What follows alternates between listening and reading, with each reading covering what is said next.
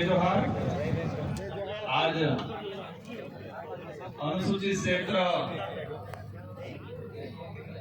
के अंदर संवैधानिक आधार आरक्षण को लेके अनुसूचित क्षेत्र आरक्षण मोर्चा के बैनर तले इस कार्यक्रम में सबसे पहले तो मैं इस मंच पे हमारे जो महापुरुषों की जो प्रतिमा लगी है, इन महापुरुषों को नमन करना चाहूंगा। और साथ ही इतनी गर्मी में भी बारिश के सीजन से पहले जो तूफान आता है, ऐसा तूफान अभी से आना शुरू हो गया। और इतनी गर्मी है, शादियों का सीजन है, इसके बावजूद भी उदयपुर जिले के सामाजिक विंगों के पदाधिकारियों ने, समुदाय के हित में काम करने वाले कार्यकर्ताओं ने इस कार्यक्रम को सफल बनाया है। उसके लिए इस कार्यक्रम को सफल बनाने वाले सारे पदाधिकारी कार्यकर्ताओं को मेरी ओर से तहे दिल से धन्यवाद देना चाहूंगा। साथियों, लगभग शायद मेरी जानकारी में जो है कि 12 बजे से वक्तव्य शुरू हुए। सभी वक्ताओं ने अपने अपने विचार रखे। अनुसूचित क्षेत्र के अंदर संवैधानिक प्रावधानों को लेके सभी साथियों ने अपने वक्तव्य रखे। आप सबने बड़े तसल्ली से, शांतिपूर्वक ढंग से एक अनुशासित संगठन के रूप में, अनुशासित व्यक्ति के रूप में सभी साथियों का जो वक्तव्य सुना, उसके लिए तहे दिल से धन्यवाद देना चाहूंगा। जितने ये दोनों साइड जो पदाधिकारी या यूट्यूबर जितने जो साथी हैं, तो अधिकतर मेरे हिसाब से मंच में इधर आगे आ जाए ठीक रहेगा। जो पत्रकार साथी हैं और जो यूट्यूबर को जो भी हैं, वो छोड़ के बाकी साथी आगे आ जाए ठीक रहेगा, क्योंकि कार्यक्रम समापन की ओर है। अपने साथ कुछ वक्ता रहे हैं। ये जो आरक्षण मोर्चा बना, आजादी के बाद से ये देश 1947 में आजाद हुआ, 1950 में संविधान लागू हुआ और 1995 तक हमारे बाप दादे नौकरी से अनभिज्ञ थे, आरक्षण से अनभिज्ञ थे कि आरक्षण क्या होता है। कई जनों को ध्यान में नहीं था। जो शहरी इलाके में थोड़ा बहुत पड़ गया है, वो आरक्षण के बारे में जानता था। सिर्फ जानता था कि एसटी, एससी या ओबीसी को आरक्षण मिलता है, लेकिन कितना मिलता है, कैसे मिलता है, किस प्रावधान के तहत मिलता थे, वो जानकारी नहीं थी उस समय। और आज भी पूर्ण रूप से इसके बारे में जानकारी नहीं है। 1995 के बाद से कई सामाजिक संगठनों ने आरक्षण को लेकर लड़ाइयां लड़ी और इसी अनुरूप आज जिस पंडाल के नीचे आप विराजमान हो, ये आदिवासी समुदाय के हित में आदिवासी परिवार की जो विचारधारा है, उस विचारधारा से आप बंधे हुए हो। और इस विचारधारा ने 2015-16 से अनुसूचित क्षेत्र के अंदर संवैधानिक प्रावधानों को लेकर लड़ाई लड़ना शुरू किया। तो आरक्षण का जो इतिहास है, देश लेवल पे जब संविधान में इसके प्रावधान हुए, इससे पहले जब ब्रिटिश शासन था, अंग्रेजों का शासन था, उस दौरान हमारे पूर्वजों ने उनसे लड़ाइयां लड़ी, खून पसीना बहाया। और उस समय अंग्रेजों ने शेड्यूल 5 का, शेड्यूल 6 का प्रावधान किया कि ये रिजर्व इलाका, ट्राइबल टेरिटरी इलाका,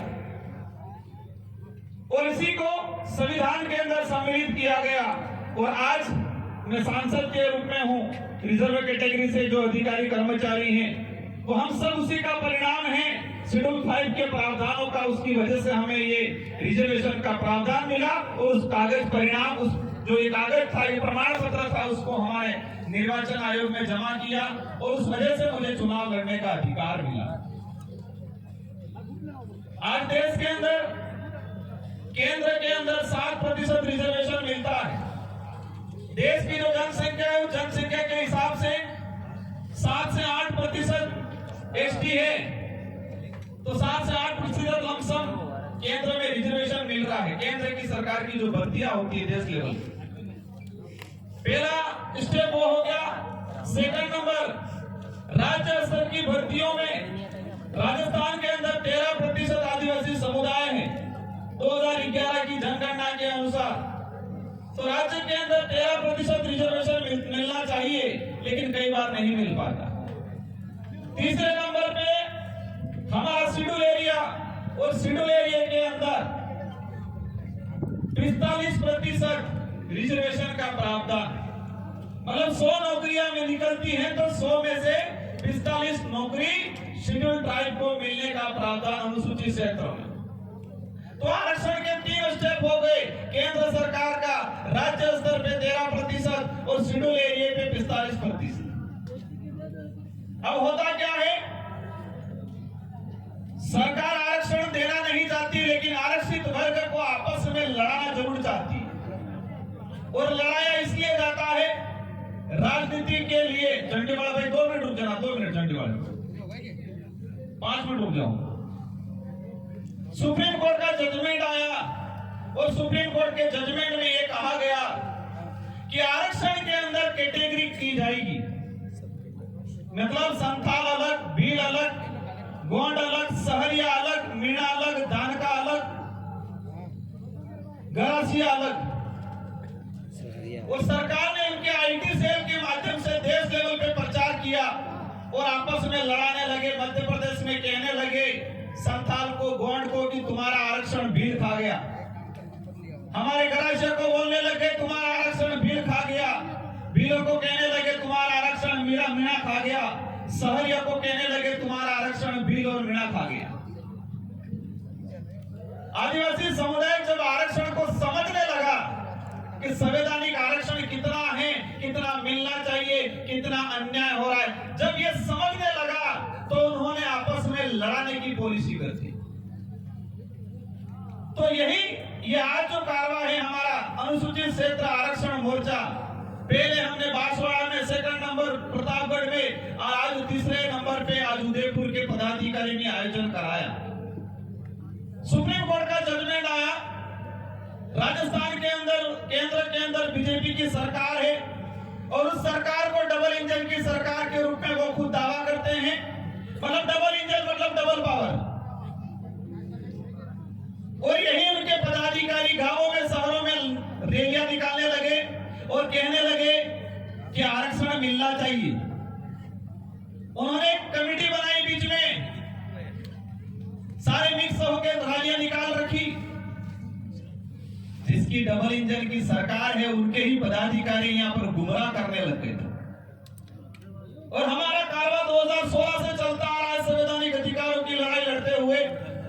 तो हमारे समुदाय के सामाजिक संगठनों के पदाधिकारियों ने मिलकर यह मंच बनाया और इस मंच बना के अनुसूचित क्षेत्र की वास्तविक हक अधिकार की लड़ाई को जनता तक पहुंचाना।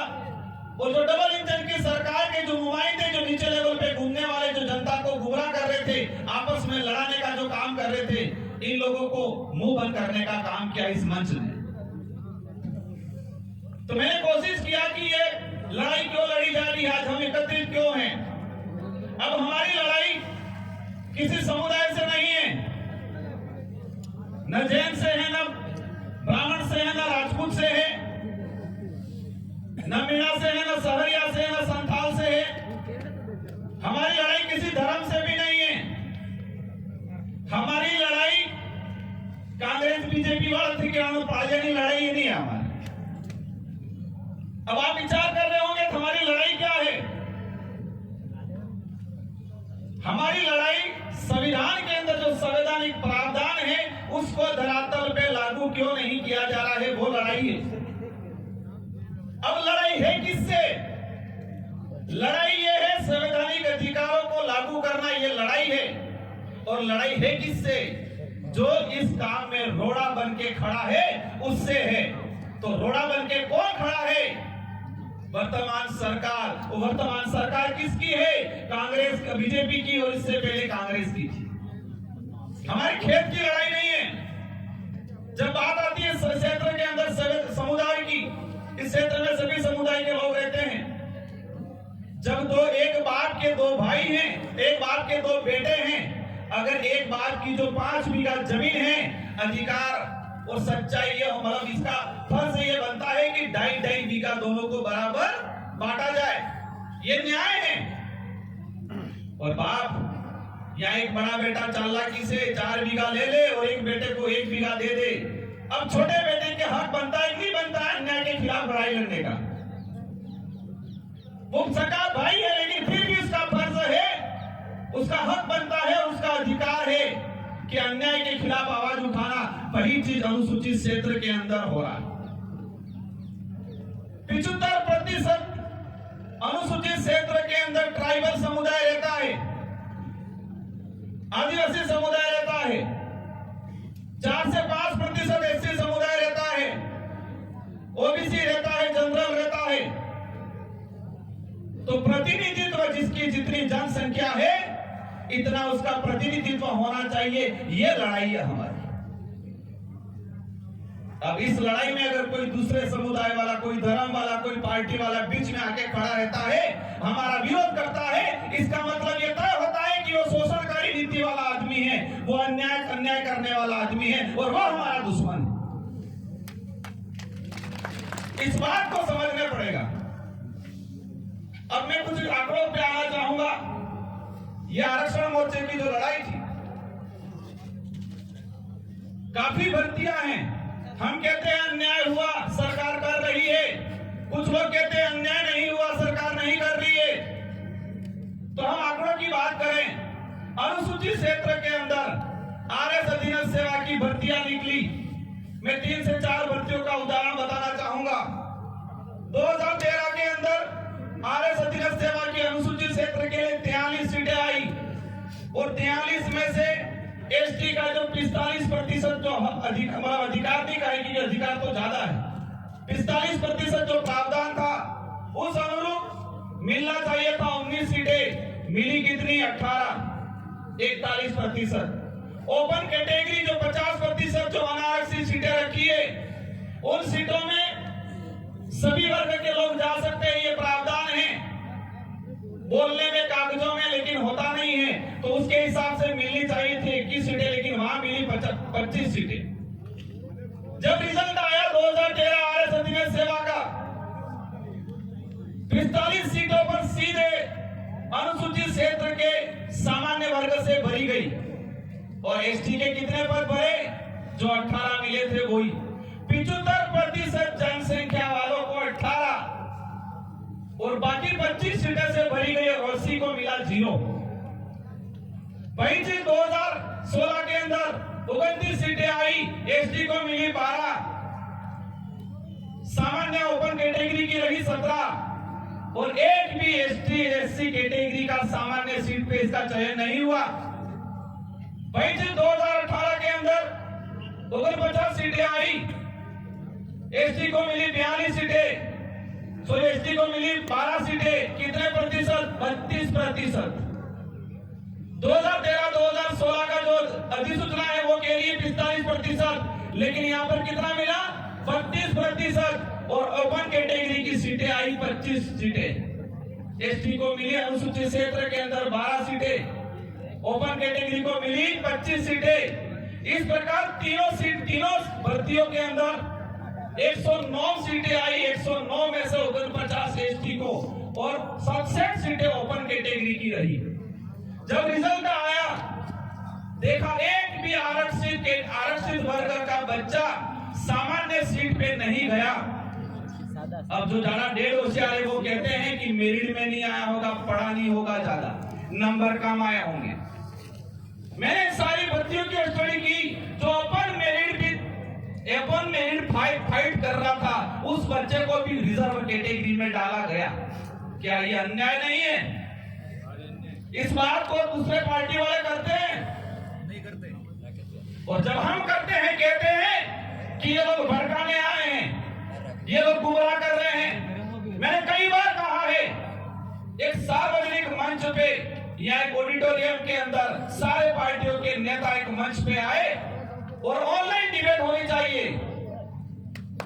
इस अनुसूचित क्षेत्र की सारी जनता देखे, ऑनलाइन डिबेट होनी चाहिए, सारा मीडिया होना चाहिए, वो रिजर्वेशन पे बात होनी चाहिए ताकि जनता को पता चले कि कौन सही है और कौन गलत है।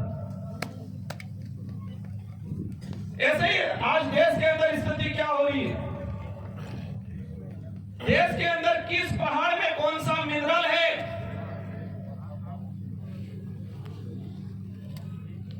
कहां सोना निकल रहा है उसकी गणना हो रही है, उसकी खोज हो रही है,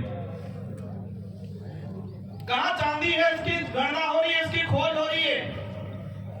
अंग्रेज भी हर 10 साल के अंदर जनगणना कराते थे, अंग्रेज भी हर 10 साल के अंदर जनगणना कराते थे, लेकिन इस आजाद भारत के अंदर जो वर्तमान सरकारें कहती है अमृतकाल है, 2011 के बाद आज तक जनगणना नहीं हुई जातिगत जनगणना को लेके। अब जातिगत जनगणना नहीं होगी तो रिजर्वेशन का प्रावधान कैसे लागू होगा, सरकार की योजना कैसे बनेगी, लेकिन जातिगत जनगणना नहीं करानी। इस देश के अंदर अनेक धर्म रहते हैं, अनेक जातियां रहती है, जब राष्ट्र की बात आती है इतिहास उठा के देख लो, सभी लोगों ने मिलकर लड़ाई लड़ी है और उसमें सबसे ज्यादा आगे आदिवासी समुदाय खड़ा है। तो जातिगत जनगणना अगर सरकारों को सच में इस वंचित समुदाय को, आदिवासी, दलित, पिछड़े, ओबीसी को आरक्षण देना होने का अगर उनकी मंशा होती तो जातिगत जनगणना होनी चाहिए थी, लेकिन नहीं, धर्म की चटनी चटाने का काम करते हैं। और तब कहते हैं राजकुमार तो ऐसे बोलता है। अब राजकुमार को समझ में ऐसे आता है तो राजकुमार ऐसे ही बोलेगा। आज बड़ी चीज, काफी चीजें हैं, मैं बोलूंगा 2 घंटे हो जाएंगे, लेकिन हमारे पुलिस वाले भाई बोले इसलिए पुलिस भर्ती को ही ले लेता हूं। मैंने शुरुआत में कहा था एक बाप के 2 बेटे हैं, अगर छोटे बेटे के साथ अन्याय होता है तो छोटे बेटे का हक बनता है उस अन्याय के खिलाफ लड़ाई लड़े। इसका मतलब ये नहीं है उस भाई का विरोधी है वो, ये नहीं है कि उस बाप का विरोधी है वो, इसका हक है कि अन्याय हुआ है तो उसके खिलाफ लड़ना है, उसका हक है 5 बीघा जमीन में से 2.5 बीघा उसका हक बनता है, वो लेना है, उसका अधिकार है, वो लड़ना पड़ेगा। और उस लड़ाई को अगर कहे वो दुश्मन, या उस लड़ाई को ये कहे कि वो बाप के खिलाफ गया, या उस लड़ाई को ये कहे कि उस भाई के खिलाफ गया, तो मेरी समझ में वो गलत नहीं है, वो न्याय है, वो न्याय के लिए लड़ रहा है। पुलिस विभाग की 2013 के अंदर अनुसूचित क्षेत्र में 929 पद आए, 45% के हिसाब से मिलने चाहिए थे 423 और मिले 414। ओपन कैटेगरी में 472 पद आए और उस ओपन कैटेगरी में एसटी एससी से 108 बच्चे जा पाए ओपन कैटेगरी में। वही 2016 के अंदर अनुसूचित क्षेत्र के अंदर 408 पद आए, मिलने चाहिए थे 45% के हिसाब से 183 पद, मिले 131 पद। कितने पदों का नुकसान हुआ? 51 पदों का। 45% के हिसाब से भी कितना प्रतिशत मिला हमको? 32% मिला। और ओपन कैटेगरी में 268 पद आए और 268 में से एसटी के मात्र जा पाए 19 बच्चे। वही चीज 2018 के अंदर 965 पद टोटल आए थे, इसमें से एसटी को मिले 283। कितना प्रतिशत मिला? 29% अनुसूचित क्षेत्र में। टोटल पद कितने आए थे?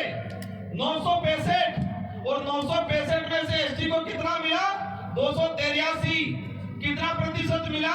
29%। 45% की भी बात करें तो भी कितना मिला? 29%।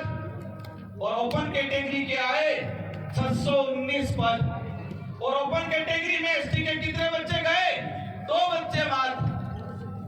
फिजिकल के अंदर दौड़ के अलग, हाइट के अलग, चेस्ट का अलग 5 दरवाजे बना रखे हैं। अगर 5 में से किसी एक दरवाजे में जनरल की मेरिट 72 नंबर गई, एसटी की मेरिट 60 नंबर गई और एसटी का बच्चा 75 नंबर ला रहा है। कितना ला रहा है? 75 नंबर। जनरल की मेरिट कितनी गई है? 72 गई है और एसटी का बच्चा 75 ला रहा है, लेकिन उसने अगर चेस्ट में भी छूट ले ली, हाइट में भी किसी एक में भी छूट ले ली, तो उसको सीधा बाहर या एसटी में काउंट किया जा रहा है। क्या ये गलत नहीं है? ये अन्याय नहीं हो रहा है? क्या इस अन्याय के खिलाफ लड़ना गलत है? ये ऐसी कई चीजें हैं। और इसी प्रकार उस भर्ती के अंदर 3 भर्तियों का उदाहरण देके 45% के हिसाब से भी हमें नुकसान 214 पद नहीं